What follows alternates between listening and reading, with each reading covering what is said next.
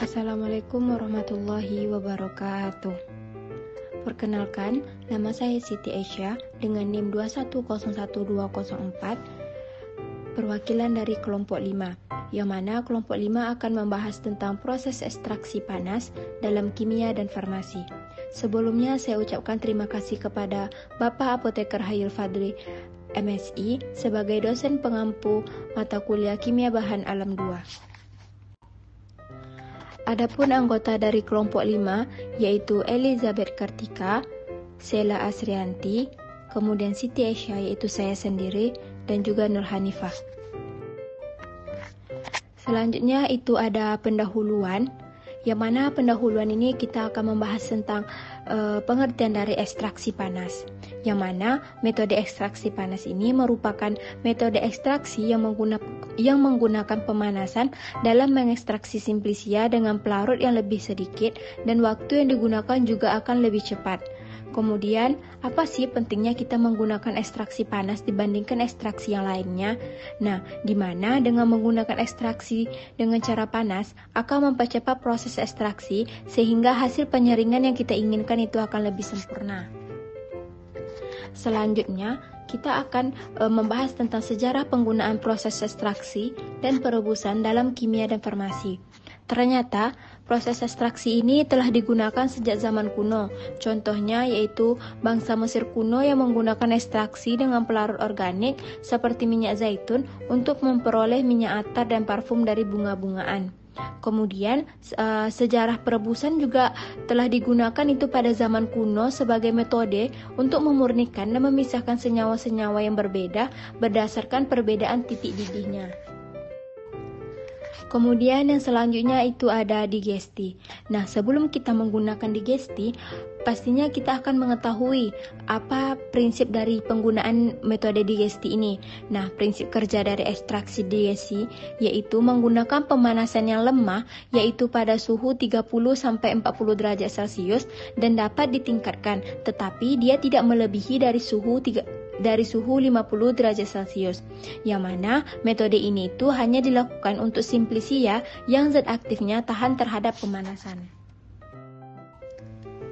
Nah, pada digesti ini dia menggunakan asam dan basa, yang mana pada penggunaan digesti, asam itu digunakan untuk menurunkan pH larutan ekstraksi, sedangkan basa digunakan untuk meningkatkan pH larutan ekstraksi.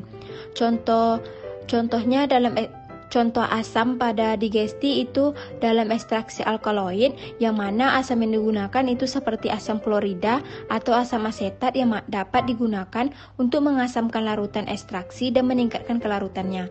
Sedangkan basa yang digunakan dalam metode digesti ini contohnya yaitu dalam ekstraksi flavonoid, yang mana basa yang digunakan itu seperti natrium hidroksida atau NaOH. Atau yang biasa digunakan yaitu amonium hidroksida NH4OH, yang mana dapat digunakan untuk menambahkan basa ke dalam larutan ekstraksi dan meningkatkan kelarutannya.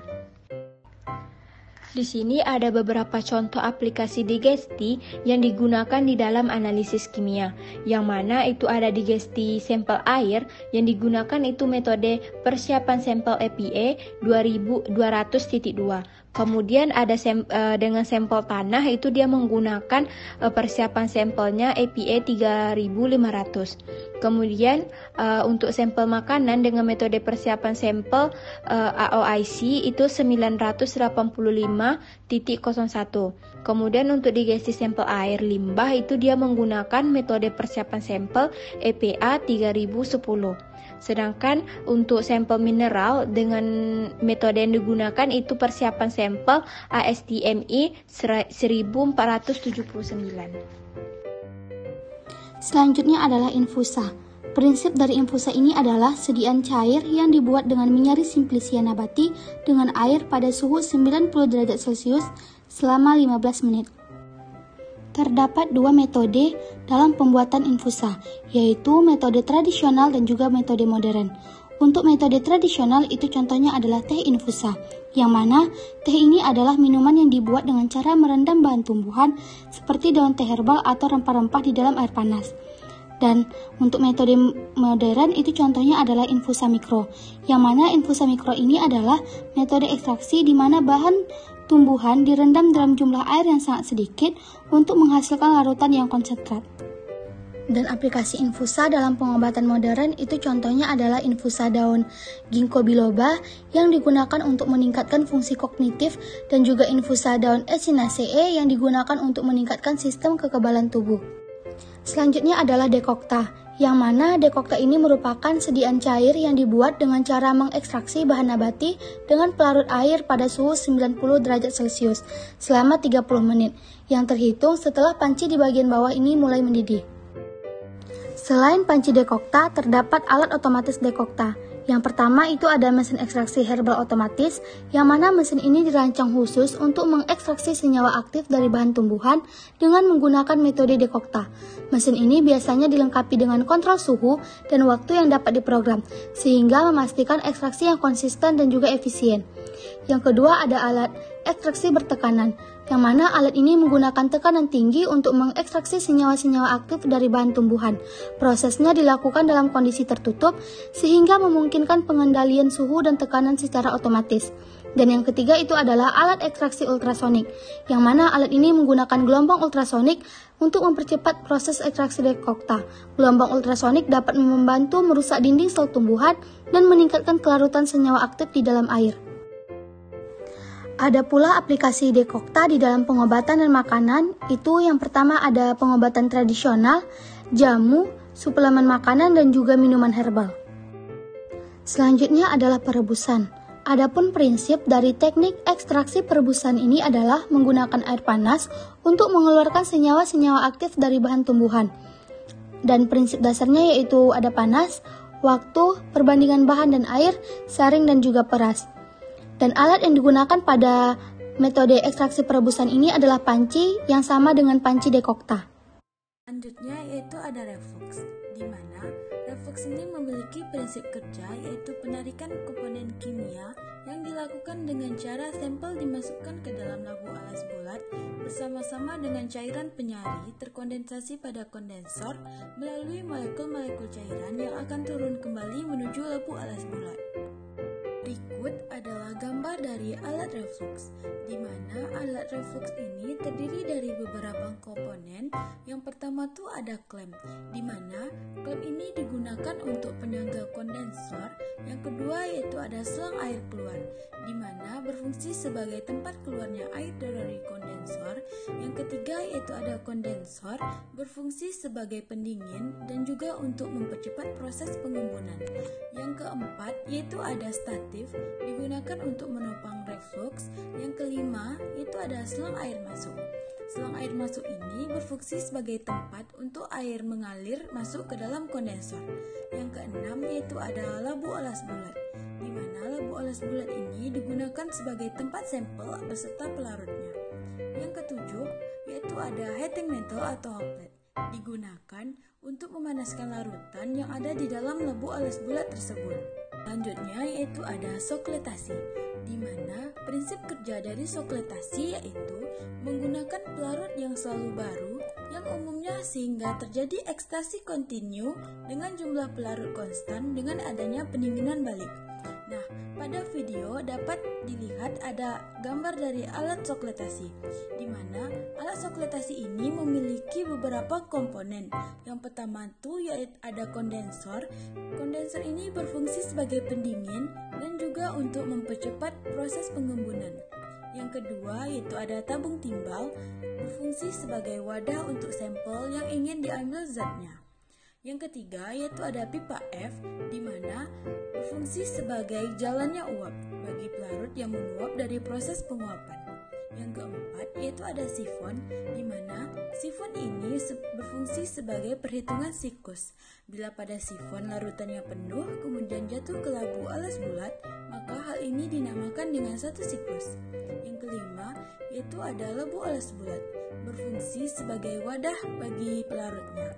Yang keenam yaitu ada heating mantle atau hoplet, di mana berfungsi sebagai pemanasan pelarut. Aplikasi sokletasi dalam ekstraksi bahan nabati.